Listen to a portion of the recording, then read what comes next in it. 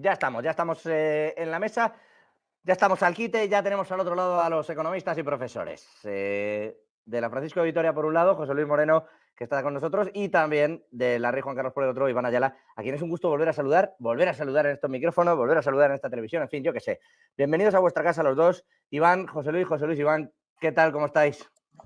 Pues encantado de volver, José Luis, José, muy bien, aquí otra vez debatiendo, generando debate. Lo mismo digo, encantado. Nada más que problema, vamos a generar, ya verás. Oye, terminaba yo hablando en la intro, estaba hablando un poco al margen del asunto geopolítico, que ahora lo abordaremos, estaba hablando yo de los estímulos de China, que se le había puesto en las narices a Xi Jinping, bueno, al Banco Central chino, digo a Xi Jinping porque al final, quiero decir, lo bueno que tiene muchas cosas malas, mandar de esa manera, pero lo bueno que tiene mandar así es que lo que tú quieras hacer se hace, ¿sabes? Tiene mando único. Exacto, el mando único. Bueno, pues con el mando único han decidido que iban a arreglar la economía y que esa herida abierta por la crisis inmobiliaria se cerraba, bueno, y esto no hace falta ser socialcomunista, decía yo, porque también lo ha hecho Powell, lo hizo Draghi, y el único que no lo hizo fue Trichet y nos fue a peor. Pero bueno, ¿qué análisis hacéis de todo ese impacto que están teniendo los miles de millones en yuanes que están metiendo allí, o también en dólares incluso? Esa superinyección hoy subía las bolsas en China y determinados activos entre un 8 y un 10%. Bueno, las medidas son importantes, básicamente van encaminadas a mejorar la confianza del consumidor chino. Son millones de consumidores y, desde luego, son medidas que van a impulsar la economía a corto plazo. Son medidas que las han ido haciendo las últimas semanas, los últimos meses, pero es verdad que desde el año 2015 con esta intensidad no se hacía. Y luego también no olvidemos que se está haciendo un apoyo al precio de los activos. El tema inmobiliario en China es brutal, el impacto que tiene sobre la economía, y algunas de las medidas que se han aprobado van encaminadas a que la compra de la segunda vivienda sea una realidad, tanto en lo que afecta a la bajada de las hipotecas y como el dinero que tienen que aportar los compradores chinos en esta segunda vivienda. Y luego también, bueno, lo que se está haciendo es que de alguna forma se puedan cambiar activos de renta variable con el Banco Central para obtener bonos y letras. Esto al final permite también cierta liquidez. ¿Qué es lo que los economistas le decimos a China que todavía falta? Bueno, faltan las medidas fiscales para activar mucho más esa demanda privada, ¿no? Y parece que en noviembre, entre octubre y noviembre, es la fecha para activar esta parte de los estímulos. Y lo quieren hacer claramente un poquito antes de que se produzcan las elecciones en los Estados Unidos. Y sobre todo la duda o el riesgo que corre en este sentido la economía china es cuando se produzca el intercambio entre el dólar y el yuan. Porque si el yuan se aprecia demasiado, esto claramente es muy negativo para la economía china, porque los consumidores de fuera consumen menos y eso afecta a la marcha de la economía. Con este resumencito aprovecho para repreguntarte, Iván, y te dejo también, dejo esto en tus manos, pero con lo que comenta José Luis del problema de la apreciación del yuan, perdona, hay mucha gente, fíjate, luego ves a los grandes gestores de activos diciendo, no, en China nunca se sabe, no, en China esto, lo otro. Llegó agosto y resulta que posicionados en un montón de activos chinos, pero jugando a la contra con las divisas, estaban todos los grandes fondos del mundo, al punto de que cuando se dio esa apreciación que dice José Luis, casi acabamos con el mercado patas arriba, ¿eh? Nos faltó llamarlo Viernes Negro. Bueno, no pierden una, yo creo, ¿no? Y de todas maneras los mercados siempre anticipan. Y precisamente eso es lo que ocurría, se anticipaba esa medida y los mercados anticiparon y efectivamente hicieron su agosto, nunca mejor dicho. En cualquiera de los casos, es verdad que el volumen de los estímulos está fundamentalmente dirigido a cerrar esa crisis inmobiliaria, pero el problema yo creo que se ve agravado por varios factores, ¿no? Por un lado, los hogares chinos siguen mostrando una preocupación en el gasto debido a las incertidumbres laborales, básicamente, y a la crisis inmobiliaria que afecta en buena medida a esos hogares.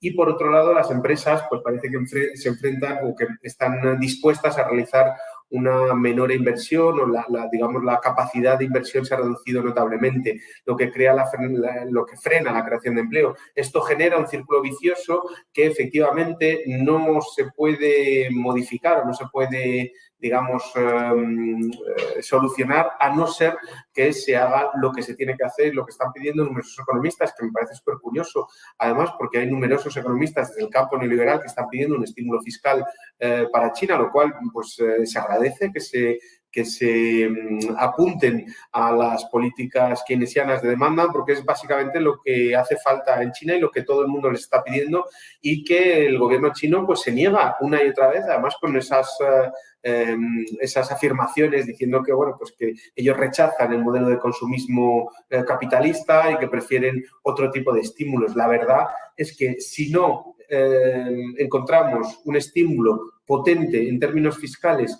que aleje las presiones deflacionistas e incremente la demanda interna, que es el problema estructural al cual se enfrenta China, porque al final la crisis inmobiliaria está asociada a un modelo de crecimiento demasiado basado en infraestructuras y en inversiones en el extranjero que no se atajan con estas medidas de estímulo monetario, a no ser que implementen unas medidas de estímulo fiscal suficientemente potentes. Bueno, pues hay un consenso generalizado en el hecho de que no se va a acabar estas presiones deflacionistas y este problema que tiene y que está enfrentando China. Es verdad que es un problema que ya viene de largo, que no es de ahora, pero en el último año y en los últimos meses se están agravando por varios factores. Entre otros, la guerra comercial que está llevando China con Estados Unidos, que les está afectando. Esta falta de inversión que estábamos hablando tiene que ver también, entre otros, con esta guerra comercial y los efectos que están llevando. Y recordemos que los Estados Unidos, bueno, pues han impuesto las mayores,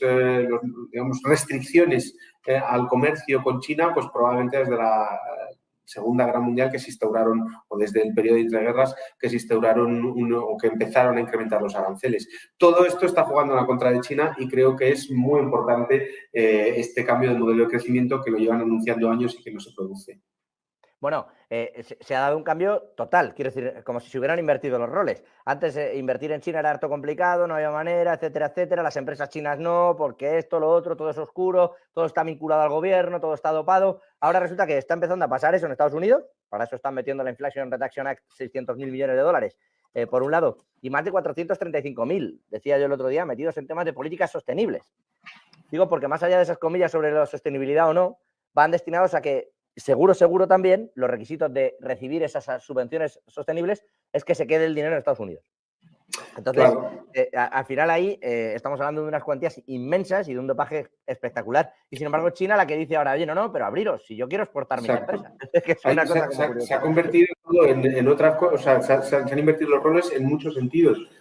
Si os acordáis, durante los años 2000, la época de la globalización, lo que Estados Unidos pedía es que, por favor, China se abriera y en las diferentes sucesiones, las rondas de negociaciones de la OMC, de la Organización Mundial del Comercio, lo que intentaban hacer era reducir aranceles, y los países desarrollados, con Estados Unidos a la cabeza, lo que pedían a los países en desarrollo es que redujeran las restricciones para entrar, porque evidentemente sus empresas entraran y arrasaran con las economías locales, y esto con los poderes a través de la Organización Mundial del Comercio. Bueno, China se resistió. Ahora lo que está ocurriendo es que Estados Unidos bloquea o está bloqueando la Organización Mundial del Comercio, concretamente en su órgano de resolución de disputas, y China lo que está pidiendo es que, por favor, se reduzcan los aranceles, que es completamente la situación diferente de la que había. Entonces, están invirtiendo los roles en muchos sentidos, tanto en el que apuntas como en otros, ¿no? Y es curioso que una vez que China pues, se convierte en un país y en una economía que está a la par en términos de PIB, por lo menos, de Estados Unidos, pues invierte los roles porque a la par en términos de PIB nominal, no en términos de PIB per cápita. Pero el famoso alcance que le iba a dar China a Estados Unidos. Y resulta que cuando eso ocurre, bueno, pues los roles invierten y es Estados Unidos el que está imponiendo aranceles, es Estados Unidos el que está intentando hacer que las inversiones se queden en Estados Unidos y vayan a China, el que está impidiendo que haya nuevas rondas de liberalización, etcétera, etcétera. Yo no sé si está de acuerdo o no, y voy a aprovechar para trasladar esa cuestión a nuestro tercer invitado, que ya tenemos por aquí, que no hemos tenido una pelea fuerte con las conexiones, pero lo hemos conseguido. Está Carlos Teixier al otro lado. Él es, bueno, al margen de que sea conocido por todos ustedes aquí en Negocios Televisión, es Máster Global Management y grado en Doctor en Negocios Internacionales, y es un gusto también tenerle aquí en Geoeconomía, es un gusto darle esa vuelta a lo que está pasando. Yo no sé si en PIB nominal o no, pero Carlos, ¿cuál es su lectura de lo que está ocurriendo? Porque China es verdad que llega en muchos casos o en muchos puntos a lo mismo que Estados Unidos, pero en otros muchos todavía no. Sí, exacto. Bueno, saludos y muchísimas gracias por la invitación. Yo lo que pienso es que como una persona que visita China regularmente, soy profesor de la Universidad de Shanghái 2 o 3 ocasiones cada año, y después de muchos años de estar conociendo de dentro cómo funciona China, creo que estamos perdiendo la perspectiva de 2 asuntos muy importantes. Primero, siempre queremos evaluar cómo funciona China utilizando una mentalidad occidental, y eso no funciona. O sea, China no lo podemos analizar, no podemos medirlo, no podemos tratar de entenderlo pensando como occidentales. China funciona de una manera muy diferente, esa es la primera. Y la segunda, que estamos en esta guerra comercial que mis compañeros bien mencionaban, y de todos los efectos que ha tenido, y una desglobalización que estamos viendo, que coincido perfectamente. Estamos perdiendo de perspectiva el papel que juegan las empresas. Seguimos pensando que la economía en el mundo funciona en base a los dictámenes de los países, de los estados. Y si bien es cierto que las regulaciones siguen en manos de los países y los estados y las organizaciones que ellos conforman, el dinero, es decir, ¿dónde está la riqueza? ¿Dónde está el dinero? La mayor parte de este dinero está en manos de las empresas. Pongo un ejemplo. Si el día de mañana Walmart decidiera sacar su sede fiscal, no estoy hablando de que se lleve las tiendas, solamente que se lleve su cuartel general a Canadá, el agujero que le hacemos a Estados Unidos económicamente es tremendo. Entonces, las empresas al final del día son las que deciden dónde van a producir. ¿Por qué los iPhones se producen en China? ¿Por qué siendo un producto norteamericano no se produce en Estados Unidos? El señor Trump hizo intentos de llevárselos. No se van a ir porque las empresas saben que para poder competir tienen que buscar productividad y precios. Y entonces, mientras los salarios en Estados Unidos para un obrero sean de $25 la hora y en China sean de $6 la hora, y además que en China trabajan 12 horas diarias en lugar de 8 horas diarias, solamente 5 días por semana, mientras tengamos esas grandes diferencias, por supuesto que las empresas van a optar por donde les conviene a ellos más producir, independientemente del discurso que den los gobiernos. Eso es algo que tenemos que entender. Hablábamos hace rato del PIB. Inclusive el PIB, por Dios santo, el PIB es un elemento que tenemos utilizándolo más de 100 años y no funciona ya como mecanismo de medición. Nunca consideramos inclusive las deudas. Hay muchísimos elementos que nos hacen ver que efectivamente estamos pasando por un periodo de ajuste. El dólar como reserva principal en el mundo y todas estas cosas que ya ustedes conocen.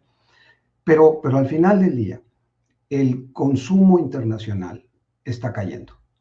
Es decir, estamos viendo una desaceleración en el comercio internacional y esta desaceleración es producto de la desaceleración del consumo. ¿Quién es el principal consumidor? Estados Unidos. ¿Y por qué está desacelerándose el consumo en Estados Unidos? Porque la gente está endeudada. La gente tiene deudas tan grandes que difícilmente pueden seguir consumiendo igual como lo hacían hace un año, hace 2 años. Yo creo que si empezamos con ese punto de partida, vamos a entender qué es lo que está sucediendo en todo este concierto de comercio internacional. Bueno, voy a aprovechar entonces y les traslado esta preguntita y salgo de este bloque porque si no, no me van a dar los temas. Pero ya que me sacas este tema, os saco yo el de los bancos centrales. Se especula que con las bajadas últimas de inflación, con el problemón que está teniendo Alemania, que ya ha reconocido hoy, se veía venir, quiero decir, lo hemos dicho, pero hoy ya ha reconocido abiertamente que van a cerrar en negativo el año. Que efectivamente cierran con recesión. Y que, bueno, no es técnica, pero ahí van. Y que con todo ese panorama en Europa y con esa caída de consumo, dices, es que ha caído en Estados Unidos. Bueno, es que en Estados Unidos tienen deuda en tarjetas de créditos por $1 trillón. Es una cosa históricamente nunca vista, o sea, están en ese récord, y se teme que hayan estado pagando la hipoteca incluso y las subidas en las hipotecas, etcétera, etcétera, todo lo que se producía con esa subida de los tipos de interés, se teme que lo hayan estado pagando con esas tarjetas de crédito y que ahora pues vayan a tener un jaleo importante. ¿Veis cambios en los bancos centrales otra vez para tener que incentivar la economía? Porque si le sueltan la mano no se sostiene. José Luis, Iván, Carlos. Bueno, lo único, tener en cuenta que tenemos elecciones en Estados Unidos, con lo cual todas las señales que vemos a corto plazo van en la línea de que haya cierta alegría en el consumo y desde luego hasta que no se produzcan estas elecciones en Estados Unidos no va a haber. Y luego, con respecto a lo que tú estás diciendo, siempre el tema es lo que tú dices, ¿no? En Alemania, el ahorro, ¿no? Es decir, si las familias tienen ahorro, bueno, pues tirarán del ahorro. Es verdad que para mí es muy importante tener en cuenta que el cisne negro que supuso para todo el mundo el COVID ha cambiado un poco el comportamiento tradicional del consumidor. Es decir, tuvieron en la mayoría de los países, tuvieron las economías cerradas donde el consumo era más complicado, la gente ahorró durante esas fechas donde era muy difícil viajar, donde era muy difícil coger un avión o coger un hotel, etcétera, y al final, claro, cuando la gente ha salido, aunque la economía vaya de otra forma, pues mucha gente ha cogido ya hábitos, ha cogido carrerilla para estar gastando, y es verdad que las decisiones de la economía, bueno, han ayudado. La subida de la inflación, de alguna forma, supuso un aviso en todo esto que estamos diciendo. Eso ha retenido, una vez más, algunas decisiones de compra y, bueno, depende del ahorro. Yo el tema de Alemania lo veo absolutamente distinto al tema de Estados Unidos. Tradicionalmente, Alemania es una economía donde la gente en general, el ciudadano alemán, ahorra mucho. En Estados Unidos es la patria del consumo. Y luego simplemente un apunte sin tener que abrir lo anterior, ¿no? Es decir, una de las cosas que para mí China ha hecho muy bien en estos últimos años es leer por dónde iba el futuro de lo que en Occidente íbamos a comprar. China es la fábrica de Europa, es la fábrica del mundo, pero es la fábrica de Europa, y desde luego la apuesta clara que ha hecho China sobre el coche eléctrico, que tantos dolores de cabeza está dando a algunos países de Europa, pues solamente uno ve los muelles, las vistas aéreas de los muelles en China, con todos esos coches pendientes de ser preparados para exportar, y uno entiende que, bueno, pues que China quiere a todo propósito intentar colocar esos coches, ese producto en Europa, ¿no? Iván, perdona. No te oigo. A ver, ahora sí. Perdón, con respecto a lo que comentabais, yo creo que hay varios niveles de análisis. Voy a centrarme en lo que comentabas de los bancos centrales, que yo creo que es fundamental, porque durante mucho tiempo algunos economistas hemos defendido que el incremento de inflación que estamos sufriendo era un incremento temporal y que las subidas de los tipos de interés no tenían una razón de ser y que nos acercaban más a una recesión que a otra cosa. Y lo que estamos viendo es que efectivamente en ciertas partes del mundo, concretamente en Europa, que tiene un problema estructural de falta de capacidad de crecimiento y de demanda, sobre todo, ¿no? En ciertas economías, bueno, pues se está viendo de forma mucho más acuciante. Es cierto que Alemania está siendo la cara de esta nueva situación, pero no solo Alemania. Vamos a esperar los próximos datos del próximo año y vamos a ir viendo cómo la desaceleración se va a ir generando en diferentes países. Y esto tiene que ver con las políticas monetarias que no estaban de acuerdo con la situación y que no tenían justificación a pesar de que hubiera esas tasas de inflación, porque las tasas de inflación se han moderado cuando el shock energético y los diferentes shocks asociados pues a los cuellos pospandémicos, a la reordenación del comercio, a este tipo de situaciones se han ido pues reasumiendo y se han ido reordenando. Bueno, pues eso ha hecho que la inflación bajase y no las subidas de tipo de interés, que lo que han producido son otras cosas. Ha producido unas ganancias espectaculares en ciertos sitios, ha producido... ¿Tú no habrías subido tipos de interés? No desde luego, y no desde luego al ritmo que se subieron, y no desde luego hasta la magnitud y donde se han mantenido, porque desde luego no tenían, vamos, las medidas que han controlado la inflación, y yo creo que hay estudios que así lo demuestran, son las medidas de controles de precios, las medidas gubernamentales, fiscales, políticas fiscales se han implementado con el fin de contener esos controles. En España, por ejemplo, los topes que se han impuesto, esas políticas... ¿Por qué los quitan? Y, por supuesto, Sí, ya que me sacas España, hoy vuelven a anunciar que van a volver a los productos alimentarios y etcétera a su puesto cada uno en el IVA. Bueno, es que yo creo que las medidas de reducción del IVA no sirven para, concretamente en ese caso que has dicho, ¿no? Las medidas de reducción del IVA no sirven para atajar los problemas inflacionarios asociados a crisis climáticas, sequías e incremento de los precios de los fertilizantes, ¿no? Bueno, Que pero todo ayuda, ocurre, ¿eh? Quiero decir, las bajadas de precios bueno, sí se han ayuda un producido. mes. Quiero decir, ayuda un mes, ayuda Bueno, 2 el mes que lo meses. quitas, si lo El dejas mes que lo quitado, quitas, pues punto. claro. No, bueno, el mes que lo quitas ayuda a reducir la inflación, pero no en el siguiente mes y el siguiente y el siguiente, que la situación estructural de sequía, que concretamente lo que estaba asociado, por ejemplo, al aceite de oliva, Claro. seguía estando. O sea, es decir, tú puedes bajar los impuestos a cero, pero ya no los puedes bajar más. Entonces, esa medida tiene las patitas muy cortas para mi gusto. Pero, sin embargo, las medidas de apoyo a rentas, las medidas de en plena crisis energética, reducción de los impuestos, porque eso sí tenía que ver con eso, ¿no? Y eso sí tuvo, y hay bastantes estudios que han analizado la caída del impacto, el impacto de la reducción y de la subvención, reducción de impuestos y subvención a la gasolina y a la electricidad en más de un punto de reducción de la inflación. Pero Esto sí tenemos. Es la misma medida con las mismas patas cortas. No. Hombre, si no llega a haber una compra de gas conjunta por parte de Europa trasladado ese primer tiempo, claro, no, pero es lo mismo que la sequía. Quiero decir, eso funcionó porque fue un momentito y entonces no tuvo que ser estructural. Ya eso funcionó porque y seguir pagando menos en esa parte impositiva.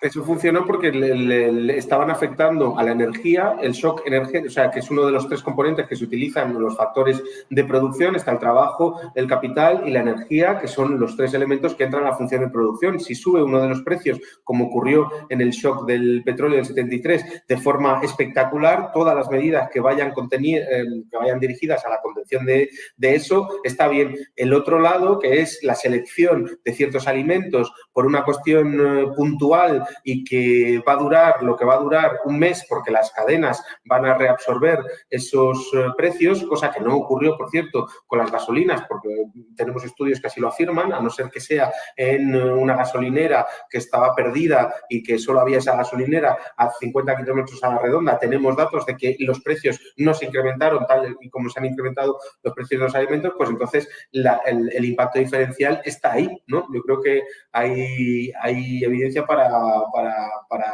ver que las medidas son diferentes y que los impactos fueron diferentes. Entonces, claro, pues por eso digo, que lo quiten, pues bueno, pues que lo quiten me parece bien, esto aumentará un poco la inflación y además España tiene suficiente espacio como para que eso ocurra, quiero decir, las medidas asociadas a los precios de los alimentos. Y si queremos realmente mitigar esa subida de los precios de alimentos, lo que hay que hacer es tener medidas fiscales, ¿no? Apoyos directos a las rentas que más están sufriendo la medida de esos precios en los alimentos, ¿no? Y que están asociados a ciertas problemáticas y que no son uno de los 3 inputs fundamentales en una economía capitalista para la producción, ¿no? Bueno, no voy a seguir, porque no quiero seguir y porque tengo también a Carlos y le quiero trasladar esa pregunta, ¿no? Con que él mismo abrió el melón, pues ya que lo abrimos y ya que abre el melón del consumo, ¿qué pasa con los bancos centrales? ¿Hasta qué punto en realidad esa caída del consumo y el endeudamiento por ese trillón que decía yo de tarjetas de crédito no va a terminar lastrando, Carlos, a toda la economía global, no solo a una China que lucha contra la deflación?